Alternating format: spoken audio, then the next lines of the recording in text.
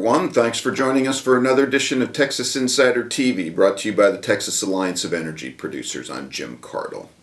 Christi Craddick was first elected to the Texas Railroad Commission in 2012, is up for re-election this year, as are all statewide candidates, and is in the middle of serving her second stint as chairman of the Texas Railroad Commission. With the new administration in Washington, with tax cuts trickling down through the utility companies, not to mention continued economic growth in the oil patch, we're pleased to be able to visit today with Christi Craddick to get an election update and see what's going on at the Texas Railroad Commission. Well, Christi Craddick, Chairman of the Texas Railroad Commission, thanks for joining us. Thanks for having me. Appreciate you coming in there. We're going to jump right into it and have some fun because I know you got a busy schedule running statewide. You were elected in 2002. Many of our listeners will know that all statewide elected officials are up in the years that are non-presidential years, so you're one of those office holders. And as Phil Graham used to say, you're either running unopposed or you're running scared. And although you've done a great job and are one of the hardest working candidates, frankly, that we've seen in a long time, tell us what you're doing maybe in the last week, what's coming up this week. You've got day-to-day duties at the Railroad Commission, but what's it like for a life of a candidate statewide, a big state to cover? You know, this is a big state to cover, and I learned that in 2012 when I ran the first time, in 2011-12, and it was an interesting race cycle. Some people may remember it's the race, the cycle that we never had a primary right until the summer. So this is a little bit different. Glad to have a March primary, which is what we anticipated the last time. You know, it's an interesting thing to now be an office holder. So last week we had our public meeting. So you've got to prep for that, and we have some interesting things going on, and then you're also trying to figure out how to run a campaign at the same time. So we've been on the phone a lot, getting some great support across the state, and I have never really quit campaigning, so I think it's made it slightly easier. But this cycle and this week, I'm going. I think I've got 4 travel days with about 4 or 5 different forums, and speaking tonight in Plano. So on the Monday night, tomorrow night I'm in Huntsville, I think, Houston, because you've got to go to Houston.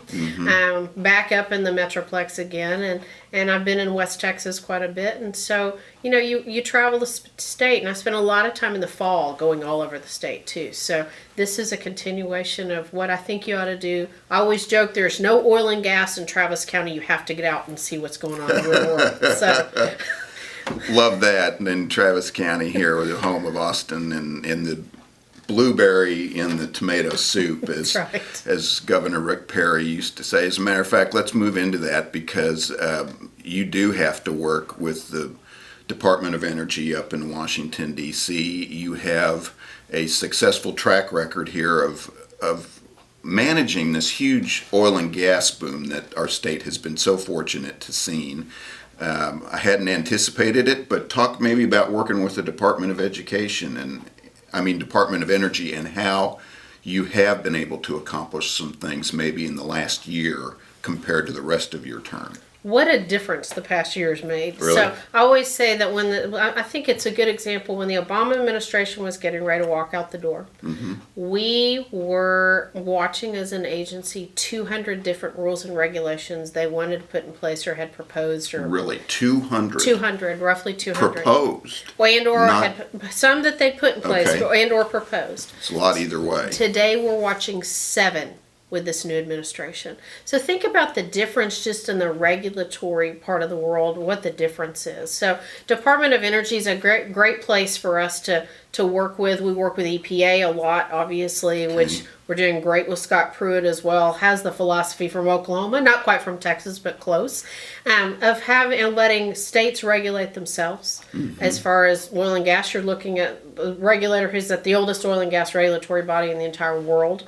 So, and we do it best. We've been a leader for a long time. But just the philosophy of energy first.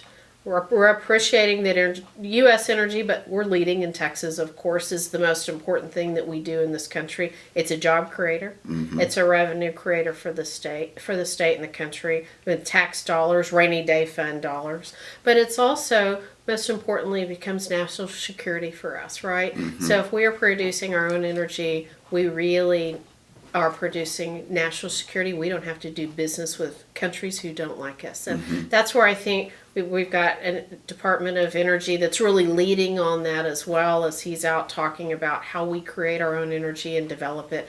Rick Perry's been a great partner and understands Texas, which is wonderful. Absolutely interesting to see the number 200 to 7. Folks, I want to thank you for joining us again for this edition of Texas Insider TV. We're pleased to be able to visit today with the chairman of the Texas Railroad Commission, Christi Craddick, who's up for re-election and has been good enough to stop by. Christi, you mentioned there the Rainy Day Fund, and that's another area that everybody knows what the Rainy Day Fund is, but they may not know where it comes from, and it's due to a lot of your excise and oil and gas taxes. That's Mention right. a little bit about that. So the Rainy Day Fund in Texas is somewhat unique that we have a Rainy Day Fund. Not all states do, by the way. Absolutely. And thankfully the legislature thought that was a good idea multiple years ago. We never knew that it was going to be where it is today, right?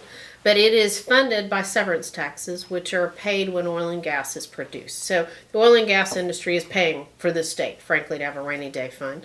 It's roughly $10 billion today and growing. Which is larger than, correct me if I'm wrong, than some state budgets. That's correct? right. It is by a lot. But what the legislature's decided to do with those dollars is really important for us, me as a taxpayer personally.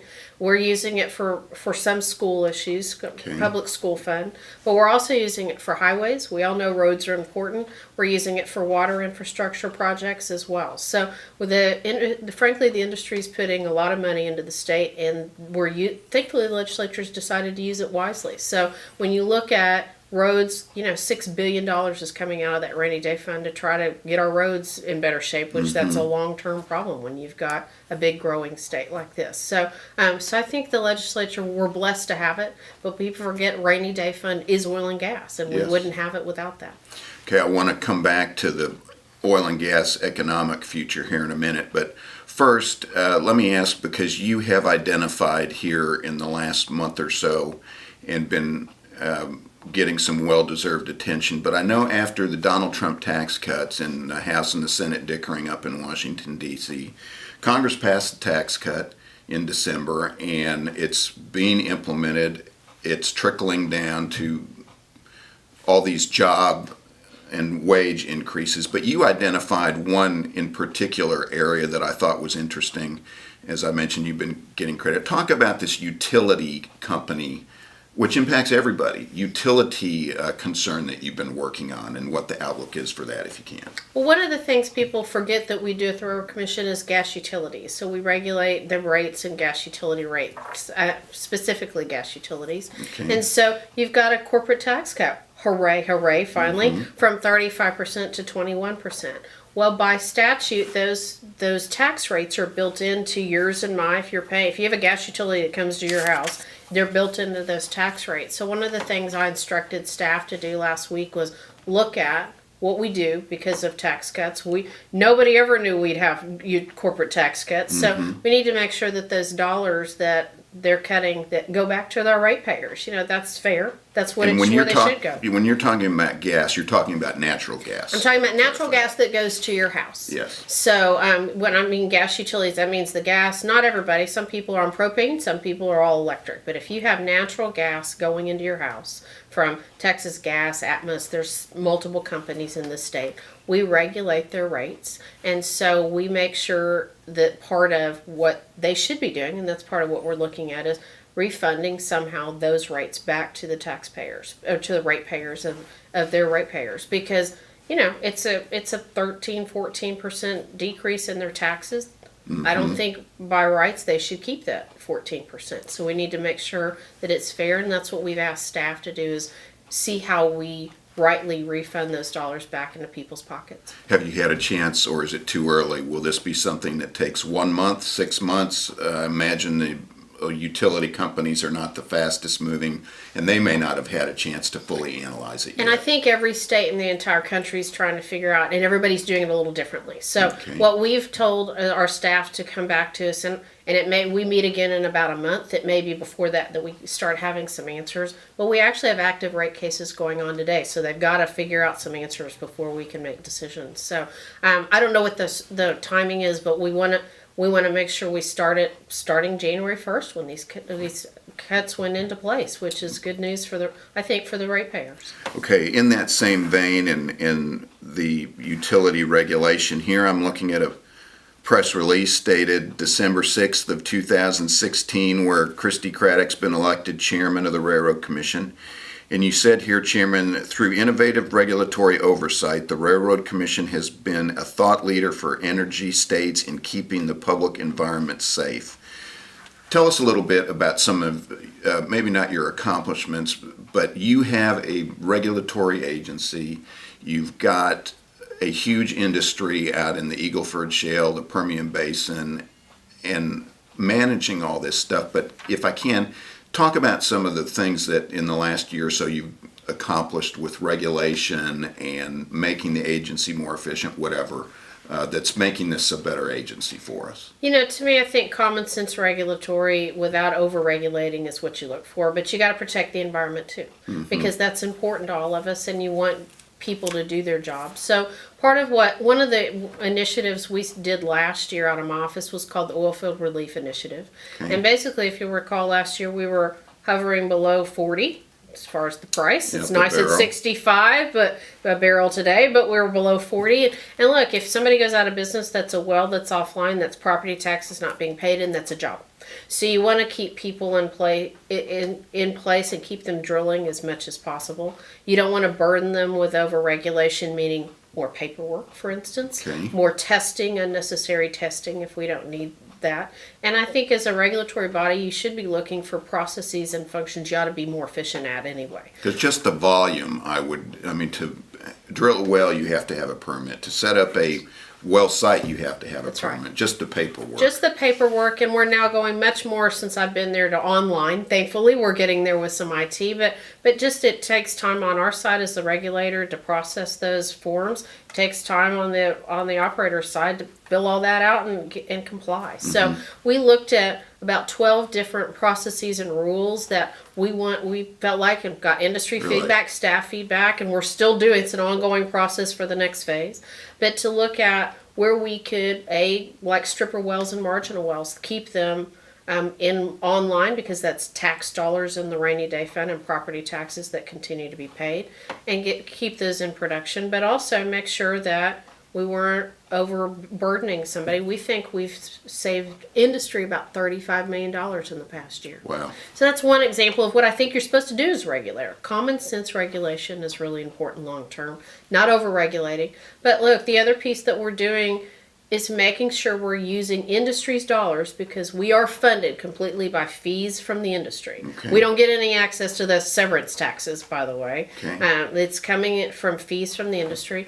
Part of our priorities have been making sure we have inspectors out on the ground because you want to make sure with all the production going on and all the activity. Okay, one final question. Again, folks, we're visiting today with Chairman Christi Craddick from the Texas Railroad Commission, who you may be seeing on the campaign trail these days. Commissioner, one final area, I think it was last week, and this has been something that's been in the news for 2 or 3 years, and that's our country's energy independence.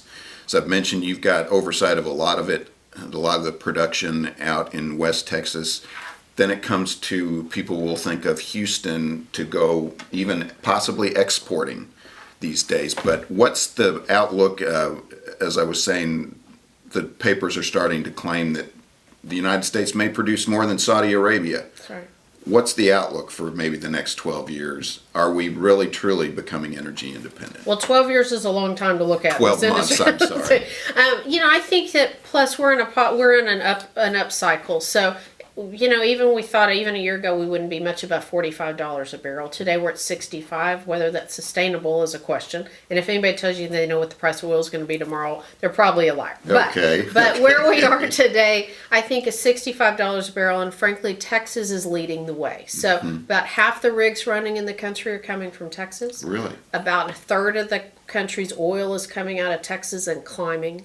A fourth of the country's natural gas is coming out of Texas. So we are leading and continue to grow. And the opportunities, if we can find and keep a good workforce, we need to train people to be in this industry. Key thought. Really important for us long term. And I mean from the welders all the way up to the engineers, we need a good quality workforce. And if we keep our regulations in check and continue to have smart common sense in Washington that allows people to use those tax cuts that we talked about, but also, frankly, to not overregulate, not be overburdensome. Let states regulate. That's a real key to this. I think we have a real long-term opportunity in this country to continue growing our energy, continue growing jobs because of energy, and I think we have a real long-term positive outlook. Okay, well, that gives me a very positive outlook, and well, that makes me think I need to let you get back out there and continue to grow that economy. We'll leave it at that. And thank Christi Craddick, Chairman of the Texas Railroad Commission, for coming in and joining us today. Thanks for having me. I appreciate it. Good luck out of the campaign trail, folks. Be sure and look for Christi Craddick at ChristiCraddick.com. That's me. On the web for more information, and be sure and tune back in for another edition of Texas Insider TV. Remember, you're either an insider or you're not. I'm Jim Cardle. Thanks for joining us.